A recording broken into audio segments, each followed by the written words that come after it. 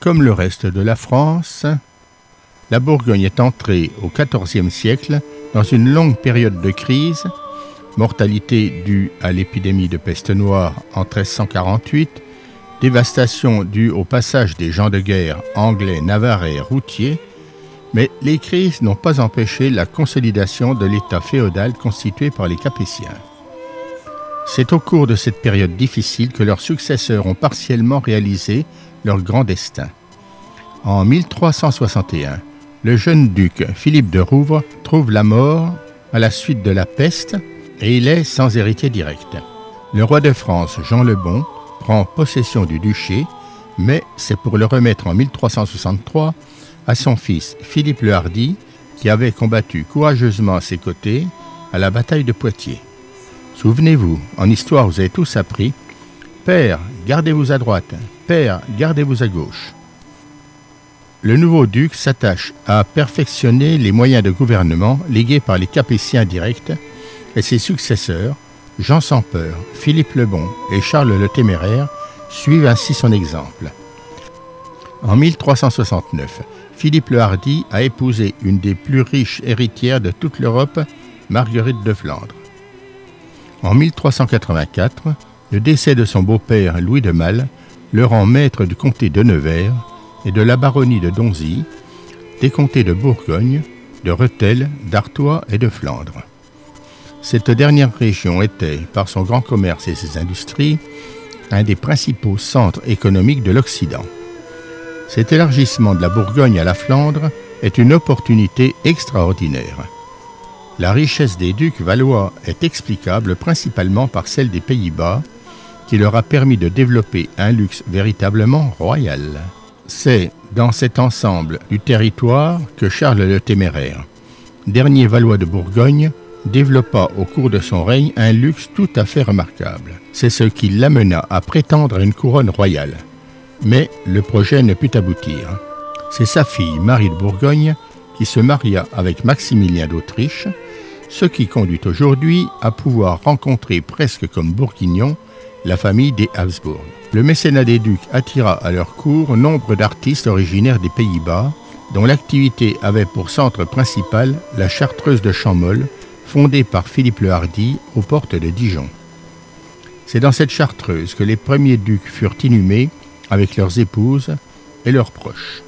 En 1789, à la Révolution française, le couvent est fermé et vendu en 1791. Le nouveau propriétaire ne tarde pas à démolir l'église et les bâtiments dont il n'a pas l'usage. Plusieurs décennies plus tard, le site est racheté, en 1833 précisément, par le département de la Côte d'Or pour en faire un asile psychiatrique. Les œuvres d'art qui étaient conservées sont en partie dispersées dans de nombreux musées du monde. On doit à l'architecte Pierre-Paul Petit la réalisation du grand ensemble hospitalier que l'on voit encore aujourd'hui. Il fut un des premiers à mettre en œuvre une des nouvelles théories hygiénistes. Grâce à son intervention, le puits de Moïse, abrité sous son édicule du XVIe siècle, est maintenu au centre de la composition. Malheureusement, le grand cloître ne put être sauvé. Il a totalement disparu. Pierre-Paul Petit construit également une chapelle pour les patients sur la partie occidentale, en lieu et place de l'ancienne église des Chartreux, démolie, et intègre les vestiges du portail qui avait connu un demi-siècle de vie durant la fonction de ruine romantique. Son porche est couvert et est totalement hors d'eau et hors d'air, ce qui contribue à sa conservation. À l'intérieur de la chapelle, Pierre-Paul Petit décide d'un décor néogothique peint et sculpté, mais en intégrant les éléments anciens sauvés des destructions des décennies précédentes. Ainsi, un écu armorié, porté par deux anges provenant de l'ancienne chambre des comtes de Bourgogne, est-il intégré dans le décor intérieur de la chapelle. En fondant la chartreuse de Champmol, Philippe le Hardi manifeste une double volonté, celle de démontrer sa piété et celle de se poser en mécène.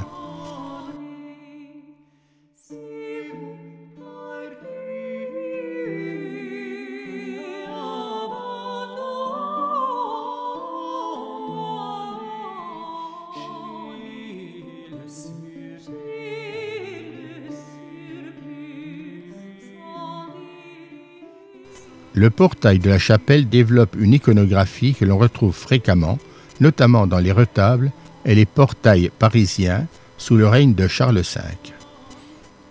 Les donateurs agenouillés sont présentés à la Vierge par un saint intercesseur. À droite du portail, la duchesse Marguerite prie avec Sainte Catherine à son côté.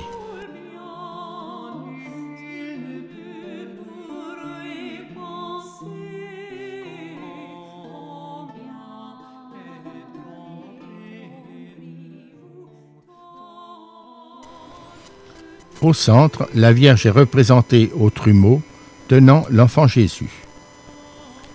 Les statues sont toutes en ronde bosse et la Vierge surtout retient l'attention par son mouvement et par les plis complexes du drapé de son vêtement.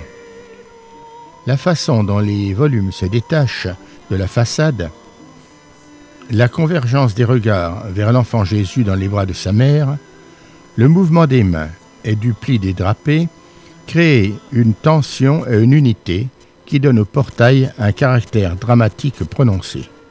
Sur la partie gauche du portail, on voit le duc Philippe le Hardi agenouillé à côté de Saint Jean-Baptiste.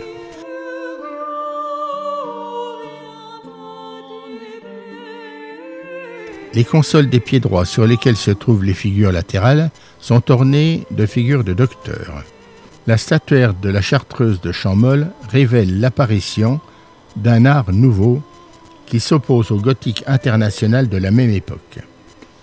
Pendant plus d'un siècle, la sculpture bourguignonne porte la marque de l'atelier de Sluter. Mais l'influence de la plastique slutérienne a largement dépassé les limites du domaine des ducs de Bourgogne. Son profond réalisme a précédé celui de Jean van Eyck.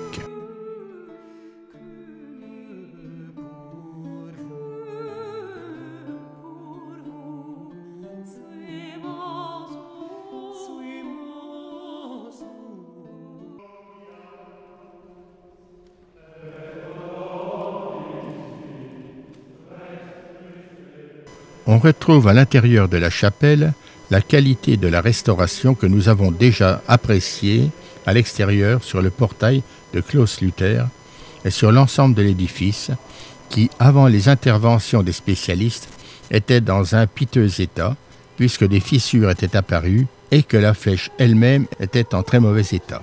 Ici, la décoration s'inspire de celle de l'Hôtel-Dieu de Beaune. Nous pourrons d'ailleurs le constater lors de la visite de cet hospice. De nombreux maîtres d'œuvre ont travaillé durant 4 années pour arriver à ce résultat tout à fait convaincant.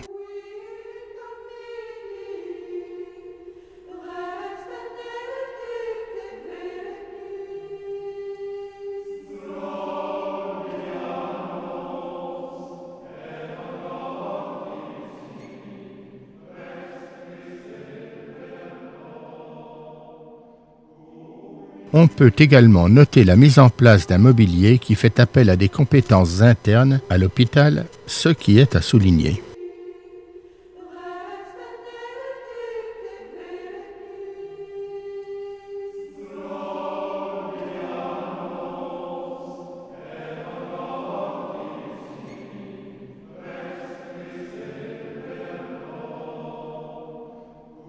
On appréciera la finesse des décors, la qualité des dessins des peintures, mais également les vitraux.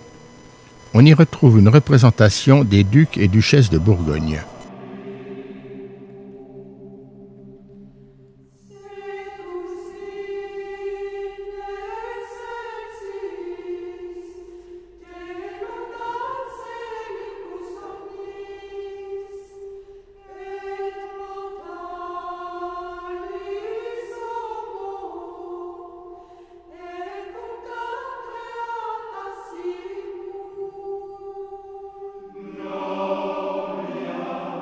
Sur le devant de l'autel de célébration, on retrouve une figuration des pleurants qui rappelle fortement ceux des tombeaux des ducs de Bourgogne, qui précédemment étaient dans cette chartreuse et ont été transposés dans la salle des gardes du palais des ducs de Bourgogne, où l'on peut les voir désormais.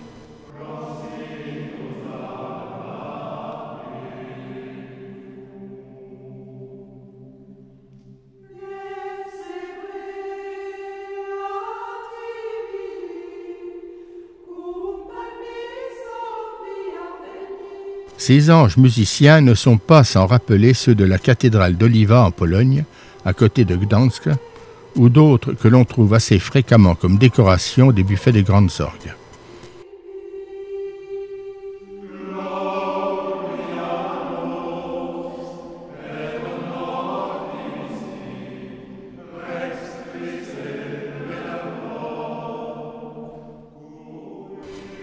Ces peintures reprennent en fait celles qui avaient été réalisées au XIXe siècle lors de la construction de la chapelle. Elles s'inspiraient elles-mêmes des peintures du XVe siècle que l'on peut trouver à l'Hôtel-Dieu de Beaune, comme nous l'avons déjà indiqué.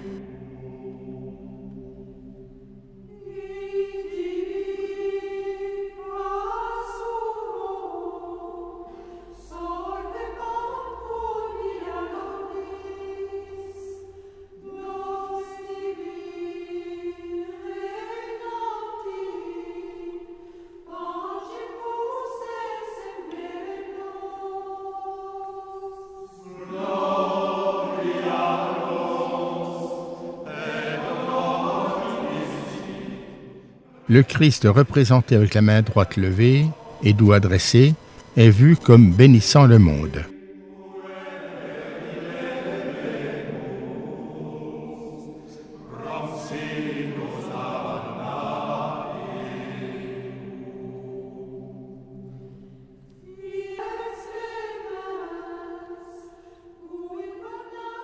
Nous terminerons cette visite de la chapelle par un gros plan sur l'écu armorié venant de la chambre des comtes de Bourgogne.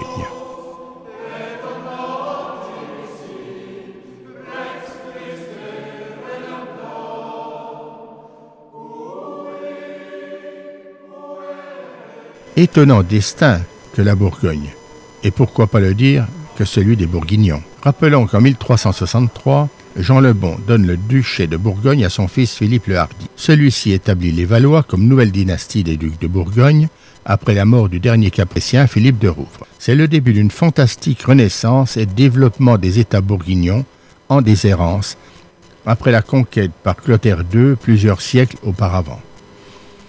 De l'année 1363 à 1477, la Bourgogne fut une des puissances les plus importantes d'Europe.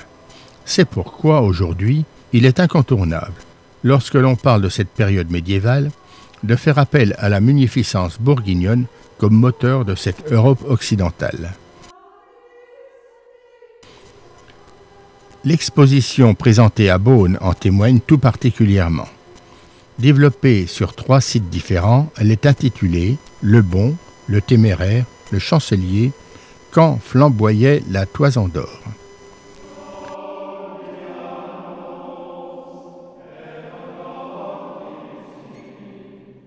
Cette exposition est vraiment superbe et donne une bonne compréhension des richesses artistiques de cette époque de l'histoire bourguignonne. Nous vous en proposons ici un bien trop rapide survol, mais vous avez tout loisir d'aller l'admirer sur place dans cette très belle ville de Beaune qui accueille cette exposition jusqu'au mois de mars 2022. Nous débutons cette découverte par les trésors exposés au musée des Beaux-Arts et nous poursuivrons par celle de l'Hôtel-Dieu, encore appelé Hospice de Beaune. Un 3e lieu est concerné, c'est celui du musée du vin qui reprend son ancienne appellation d'Hôtel des Ducs de Bourgogne.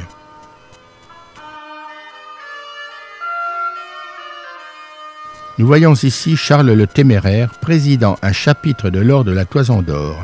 Cette image est tirée d'une enluminure, d'une page de dimension voisinant le in-quarto, l'enluminure elle-même ne faisant que quelques centimètres.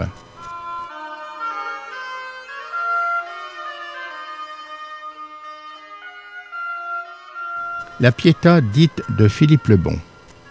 Réalisée vers 1450, elle est en bois sculpté et polychromé avec des traces de dorure. C'est très probablement un travail de Mozan. L'œuvre est particulièrement détériorée et cette exposition est l'occasion de lancer un appel pour sa restauration. La Sainte Hostie miraculeuse de la Sainte-Chapelle de Dijon. Cette œuvre de la fin du XVe siècle est un livre d'heures de 107 feuillets qui est déposé à Beaune à la bibliothèque Gaspard Monge. Nous passons maintenant à une autre œuvre particulièrement précieuse. Il s'agit du reliquaire du Saint-Sang, donné par Philippe le Bon lors d'un chapitre de la Toison d'Or à la commune de Mons, en Belgique.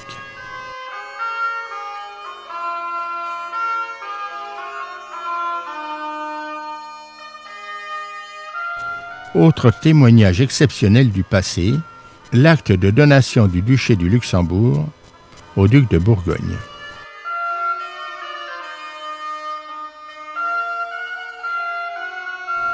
La gloire des croix. C'est un coffret en argent datant de 1472, partiellement doré, surmonté d'une toison d'or. Il fut offert à la collégiale de Chimay comme écrin d'une icône mosaïque byzantine.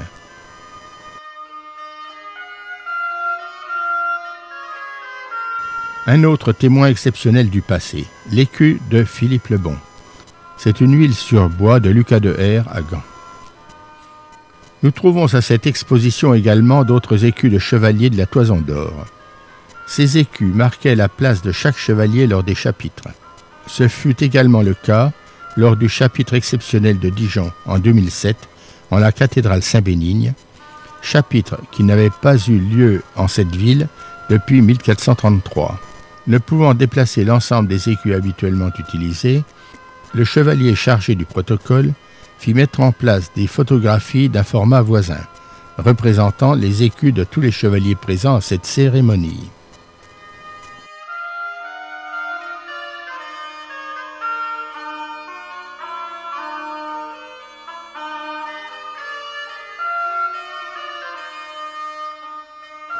La gloire des croix, une relique vénitienne de Sainte-Barbe après 1472.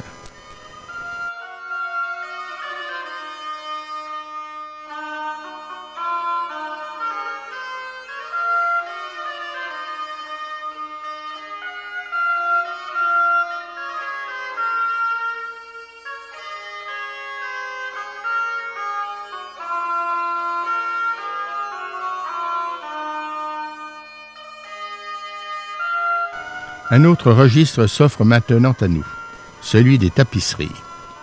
Nous voyons ici une tapisserie de Tournai réalisée vers 1472.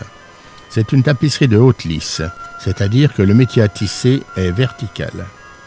Voici un reliquaire ostensoir de Notre-Dame de Tongres, en Belgique, attribué à l'orfèvre Henri de Pologne.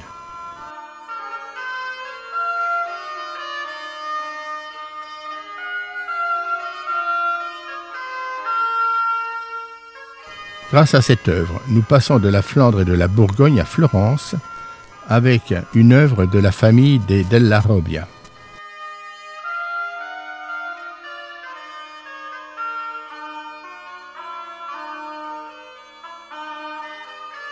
Vous ne serez pas étonné si l'on vous dit qu'ici il s'agit d'une Vierge à l'enfant. Elle est de la première moitié du XVe siècle, en calcaire polychromé et vient de Bourgogne.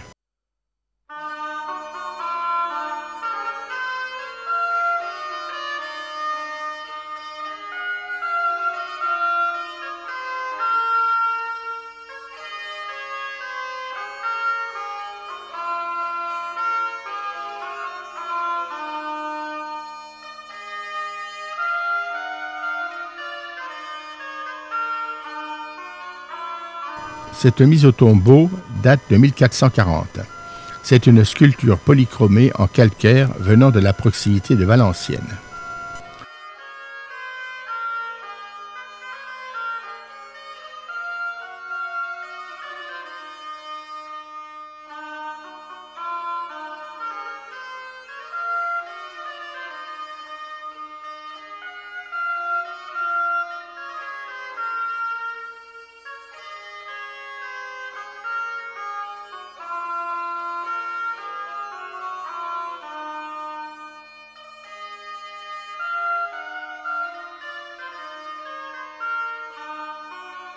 Nous terminons cette première partie de la visite par les célèbres tapisseries qui se situent en l'église Notre-Dame de Beaune. Exceptionnelles par leur facture, leur conservation, par la représentation des thèmes bibliques, je vous invite à les voir, à les revoir sans modération.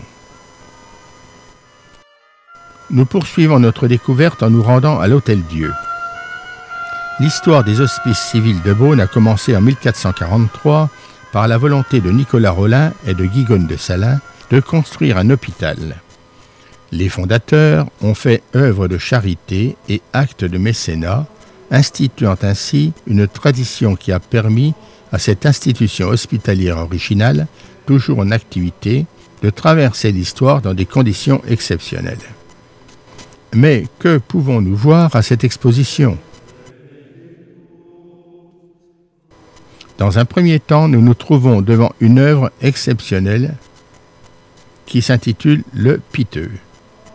Ah, le Piteux, qu'est-ce donc ? C'est cet émouvant grand Christ couronné d'épines, attendant son supplice, qui appartient à la famille des Christ de Pitié, Brabançon, dont il pourrait être le prototype. Le Christ dénudé attend la mort, assis sur un tertre qui représente une partie du rocher du Golgotha, mains et chevilles liées. Le thème connaît un vif succès à la fin du Moyen-Âge, promu par une dévotion qui insiste sur la souffrance du Christ. Piteux dérive, comme on s'en doute un peu, de pitié. Jusqu'en 2019, le Piteux surplombait l'entrée de la salle des pauvres à 5 mètres du sol. C'est lors de la restauration de cette salle en 1878 que fut conçue une console afin de l'installer ou de le réinstaller à cet emplacement. La statue apparaît dans les textes jusqu'à la Révolution, quand un tailleur de pierre fut chargé de la descente de son socle. Différentes analyses sur l'origine et la provenance de cette œuvre se sont succédées au fil des années. Les spécialistes la situent actuellement vers 1450. Sous les voûtes de la salle des pauvres, en levant les yeux, nous faisons assez aisément le parallèle avec le plafond de la chapelle de la Chartreuse de Champmol, que nous avons visité précédemment. Il y a incontestablement un air de famille entre ces deux réalisations. Au fond de la salle, nous accédons à la chapelle où a été disposé à nouveau le polyptyque de Rogier van der Weyden, représentant le jugement dernier. Nous avons devant nous une copie photographique remarquablement faite. Notons que cette reproduction a été placée à l'endroit même où était initialement l'original peint par le maître. C'est donc un retour aux sources en quelque sorte. L'antépendium avec l'agneau mystique rappelle l'œuvre du retable qui se trouve à Gand, œuvre de Jean van Eyck. Ce retable de Jean van Eyck datant de 1432, il est possible que nombre de peintres et d'artistes soient inspirés de la réalisation de ce grand maître flamand. Il est en effet courant de retrouver la représentation de cet agneau sous nombre de formes différentes. Les statues en pendant de Nicolas Rolin et Guigone de Salins. Nicolas Rolin est fait chevalier en 1424. Il est ici revêtu d'une armure et d'un manteau court fendu sur les côtés, orné de clés meubles et de ses armoiries.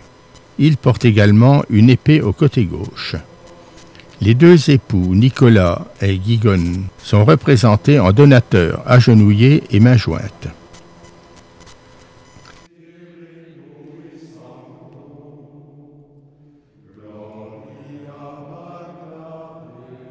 Bourguignon de la deuxième moitié du XVe siècle, ce coffret est exceptionnel. Il a appartenu à Guigone de Salins, comme l'indiquent la tour et la clé pyrogravées en plusieurs endroits sur la façade.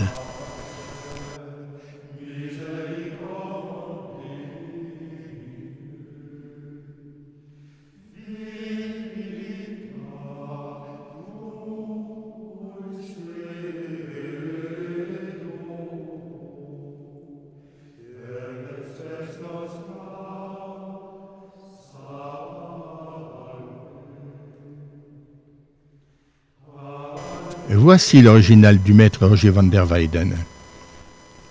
Au milieu du retable, en habit de diacre, l'archange Saint-Michel pèse les âmes.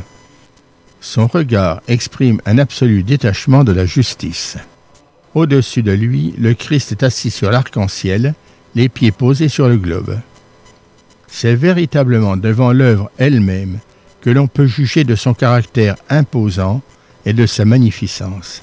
Il est difficile de ne pas considérer que ce polyptyque nous fait entrer dans un espace onirique qui est peut-être celui qui nous attend.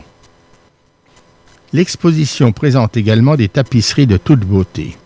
Le parcours qui nous est proposé nous permet de découvrir nombre de manuscrits enluminés où l'on retrouve des thèmes des grands retables. Par exemple, celui du polyptyque de Roger van der Weyden.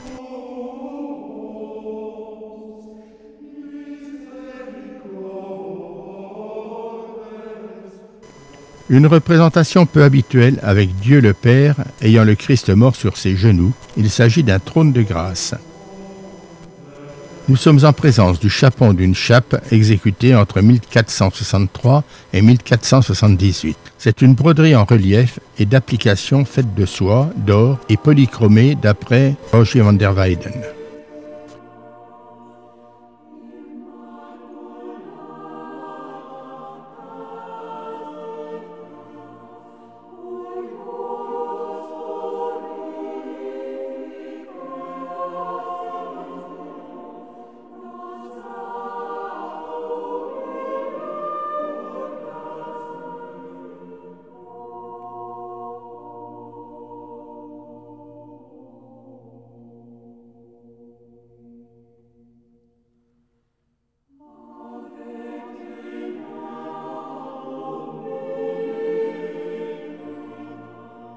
Voici l'original de l'inventaire de l'Hôtel-Dieu qui date de 1501.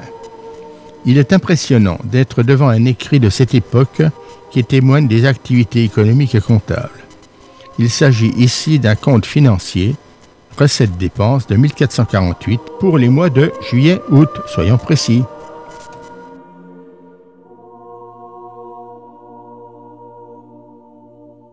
Voici une série de 3 Vierges de Pitié, ou Pietà si l'on préfère.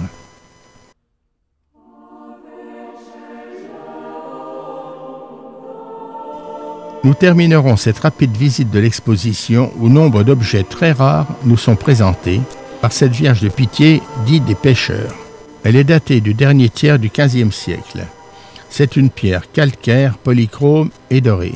Elle est classée au titre des monuments historiques.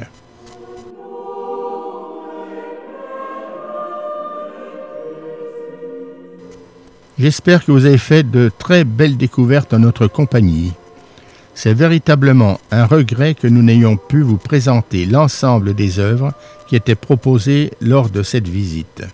Nous vous recommandons fortement de repartir avec le catalogue qui complétera utilement vos souvenirs.